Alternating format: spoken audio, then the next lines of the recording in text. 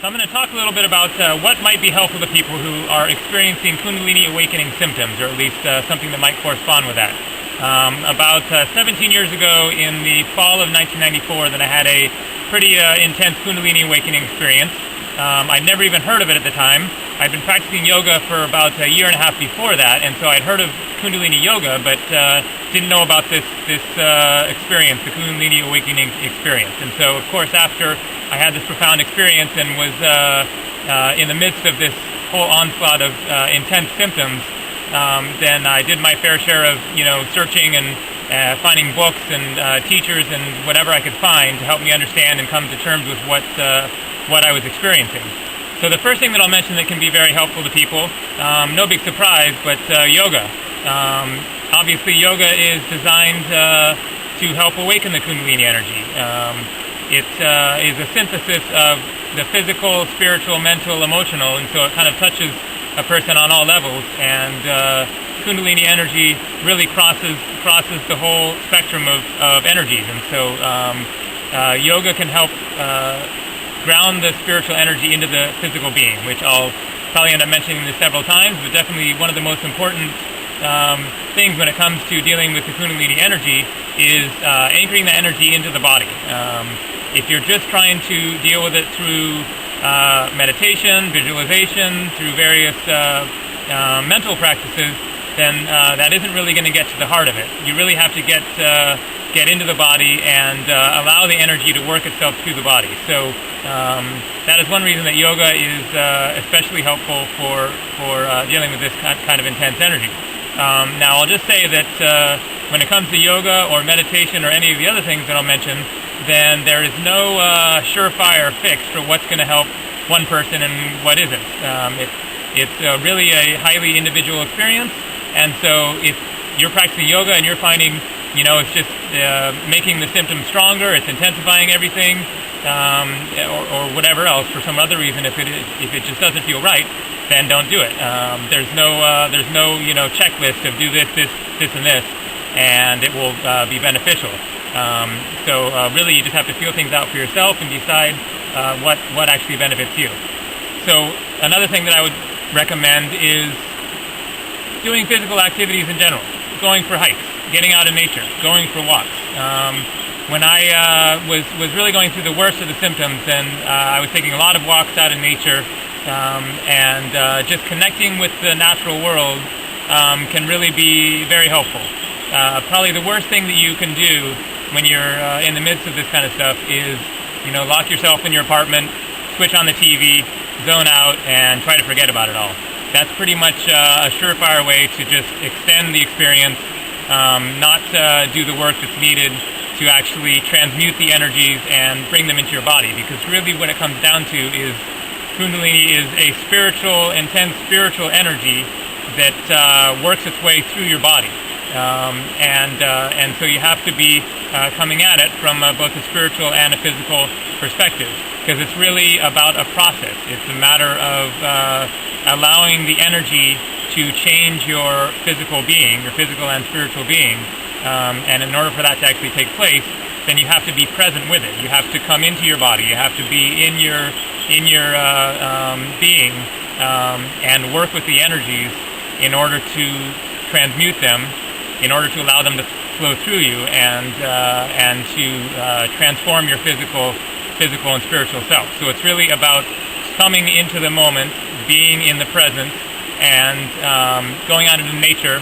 Here I am by a nice little stream in Hawaii, can help you to connect yourself with the rest of the world, and that as well is one good way to help out with these kinds of energies, is to not be isolated into yourself, but to find yourself connecting with something. Now, another thing that I'll mention is spiritual reading.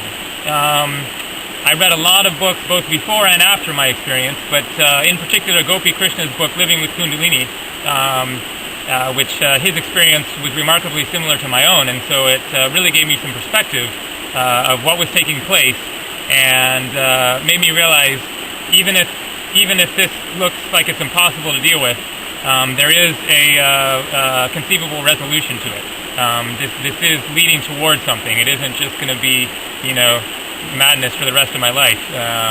And so it can really help to read the experiences of others, to see that other people are experiencing this, people around the world.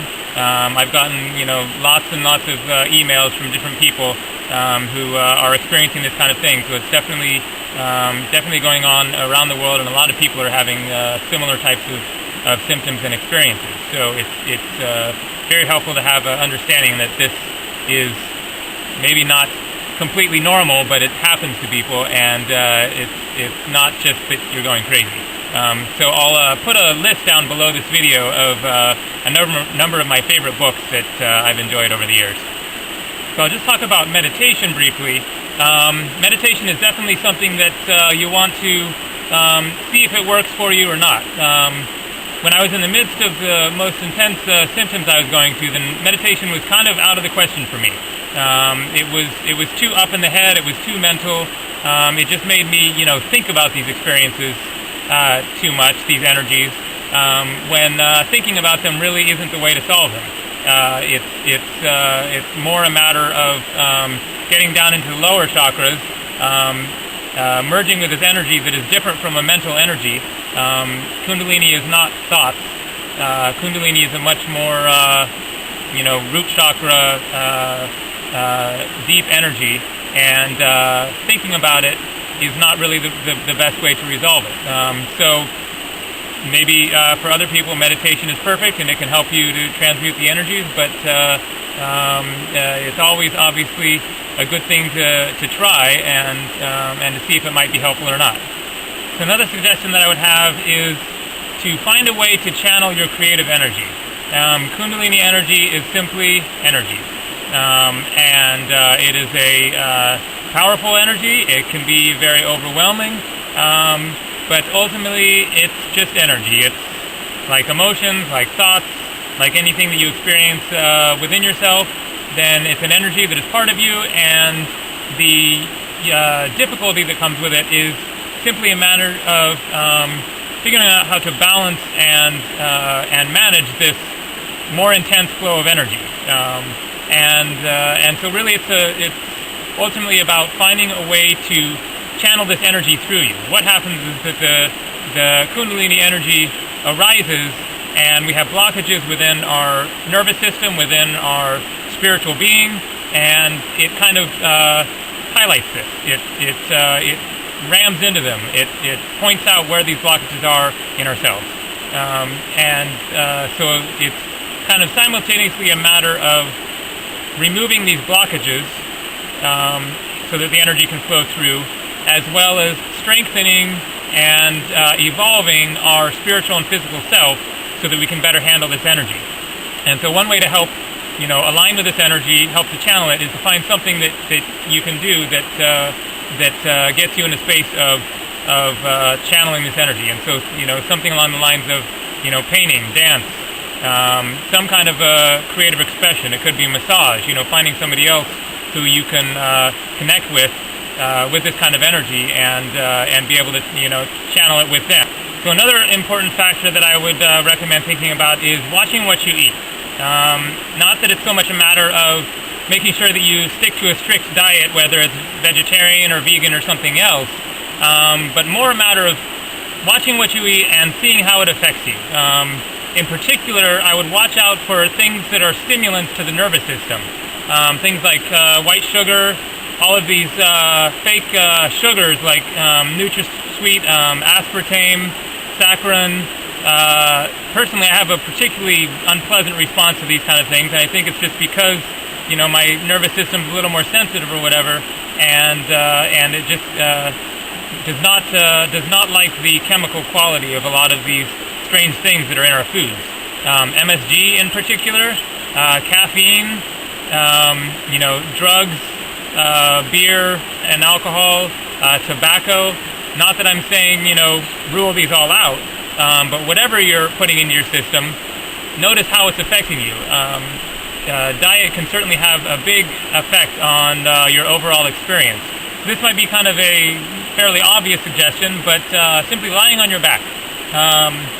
If you're finding yourself, overwhelmed with this intense onslaught of spiritual energies and inner experiences, sometimes the best thing to do is just to give yourself the opportunity to fully merge with and relax into this stuff.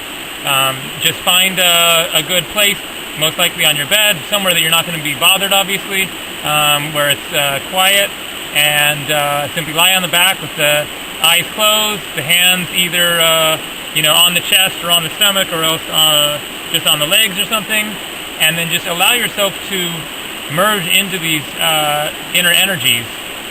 This can be extremely beneficial. Just spend an hour, however long it takes, and really relax into these energies and work with them. Because as long as you're fighting against them, sort of going against the flow, trying to ignore them, trying to rationalize them away, whatever, then that isn't ultimately going to help very much when it comes to actually moving the process along. So one last thing that I'll suggest is to connect with other people who are having similar types of experiences. A lot of people around the world these days are having various spiritual awakenings, Kundalini awakenings, assorted paranormal experiences, and it can be extremely beneficial just to connect with other people who are having similar types of experiences and remind yourself that you're not the only one, that these things are relatively normal these days. And also just to exchange ideas and thoughts and get suggestions and just to get perspective on what you're experiencing. I have a group of my own on Facebook, and then I'll suggest another one, so I'll put a couple of links down below the video here for those groups. And then you can ask questions and read other people's experiences, and that can help out quite a bit, just to give some perspective on what a lot of other people are experiencing around the world at this time.